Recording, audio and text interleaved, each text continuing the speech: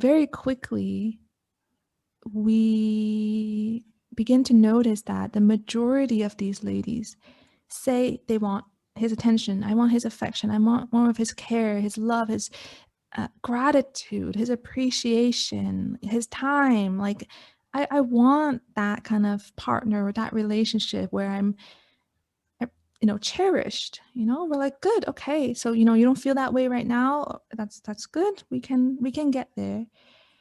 But as this conversation unfolds, very quickly we pick up on the fact that these women deep down don't feel worthy of having that, from all that goodness from her husband.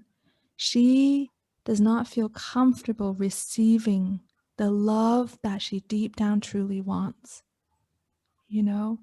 And until we shift that and we heal that part of us that's a bit ashamed, who feels guilty for asking more, who, don't believe that we can have it or that we deserve it, you can learn the tools and the skills, but you'll go back to that because deep down you don't believe it.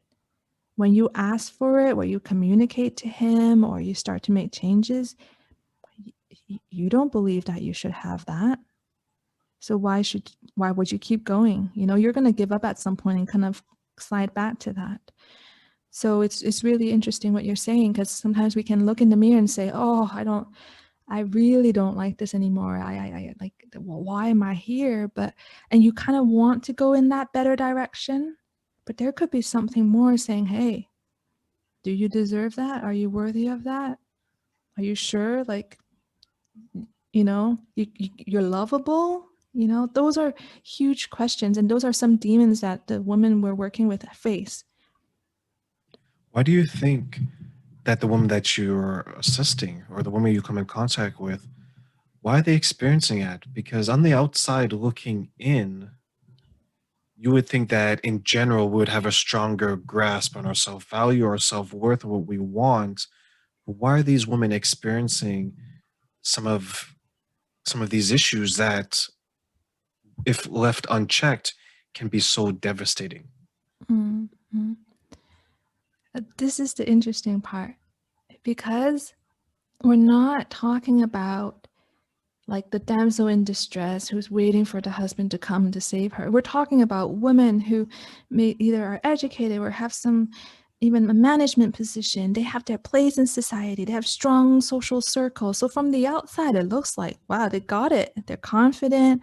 They're doing life. They're moving. They're progressing. However, society would call success and things like that. So it's like, well, she's her own woman. She's made decisions. She can keep, a good job. So why, right? Why in this aspect? And it's very interesting, because what makes you succeed in this, succeed in air quotes, in society, that like forward productivity, efficiency, get it done, where's the goal, let me just hustle, that kind of attitude and approach, that doesn't quite work in relationships. Like you said, sometimes, we come into relationships for trying to meet our needs, and it almost becomes this equation of, okay, I need that from you, so let me do that for you, and okay, now you scratch my back, and now we're even, and we do it all over again. It's not a very, for me, that's not an exceptional relationship. It's one where you're coexisting and quite dependent on one another.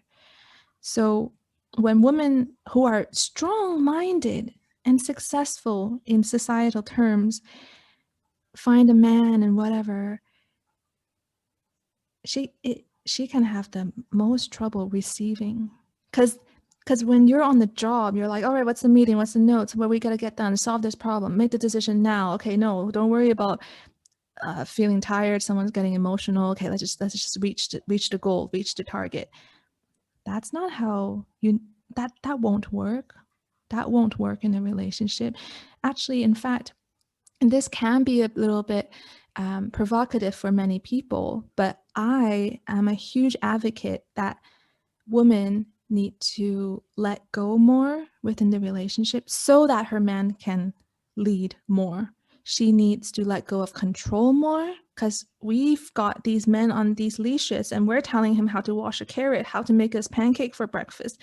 Like, if you want him to love you and please you, let him make the friggin' pancakes. Don't tell him how many drops of oil, how to beat the egg, where to put the eggshell. And that's what we do. You know, we become this manager or this mom figure for our men, and that's not gonna keep your marriage because you're his mom. And no man's gonna want to come to you for connection, for intimacy, for opening up when you're treating him like a child. So I'm huge for women letting that guard down. Whatever made you successful at work or society, whatever, come home and be a woman. Become vulnerable. Let him take care of you a little bit. Let him support you. Let him lead even, and that is terrifying. That is terrifying for a lot of women to let go and receive.